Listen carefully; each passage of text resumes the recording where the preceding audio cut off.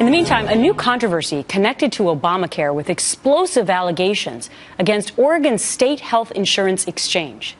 Patrick Sheehan, a former Oregon state lawmaker, contacting the FBI, claiming Oregon's project manager misled the feds about the progress of the exchange, even going so far as to create dummy web pages, all to get millions of dollars in federal funding. Patrick Sheehan joins me now. Great to see you. Hi, Gretchen. Thanks for having me. All right. So you have a background in web design, so you would know something about this. You were a representative in state government in Oregon. You became concerned when? Oh, 2 years ago, our Legislative Audits and Information Technology Committee was overseeing the Cover Oregon project from the agency head standpoint. They would come in and report to us. And, it was myself and Dennis Richardson were really the only ones that were highly critical of the progress that they were making, or lack thereof. So your allegation, or at least a whistleblower's allegation, is that the person in charge, the project manager for the State Health Exchange in Oregon, was making dummy web pages to try and fool the federal government into giving the state federal funding?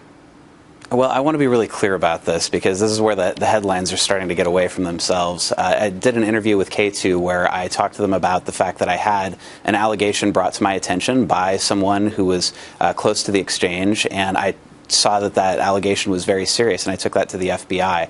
I haven't alleged that anyone has to go to prison. I've just said that if those allegations end up becoming true, that would likely be the result. And KATU did a great job of connecting the dots and actually produced documentation that seems to support that allegation.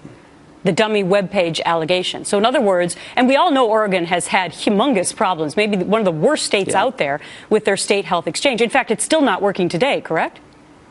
That's correct. It's the worst state, and we were the very first to get any sort of funding or support from the federal government. So let's go back to this dummy web page idea for a moment. What would the project manager have had to have shown to get the? I understand that there were these, progress reports that states had to show the federal government in order to get. We're talking about $50 million here, $59 million. So what would she potentially have had to have done to fool the government? Well, it's pretty clear that she has to demonstrate functionality before you get the next phase of federal funding. And I wasn't in the room at those gate reviews. That was something that was outside of the legislative oversight. We got the reports afterwards that said everything was going great.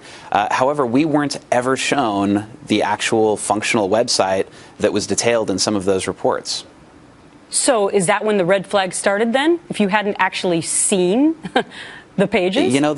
The red flag started way sooner. At these legislative hearings, I just couldn't believe that Oregon was choosing to go down the pathway that they were in building our own health insurance exchange from scratch, rather than licensing software or configuring elements of software that were already developed or under development. All right. In fact, I wrote to the governor, and I think you have that letter. Yes, I wrote to the governor. I was just going to say that we have the letter that you did write to the governor. And what did the governor do then?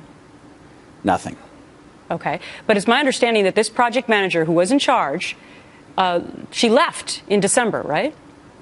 Resigned for personal reasons about a year after I called for her resignation in that letter to the governor, yes. Mm-hmm.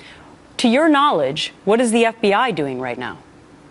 I don't have much knowledge of it. The FBI, I've spoken with them a few times, maybe 3 or 4, and I don't know what they're pursuing, nor would they make that sort of information available to me. Wow. Well, explosive allegations coming out of the worst healthcare website state so far, Oregon. It's still not functioning. I don't believe anybody has signed up in that state. We're hearing from Patrick Sheehan, a former member of the state representative there in Oregon. Thanks so much for your time today. Thank you.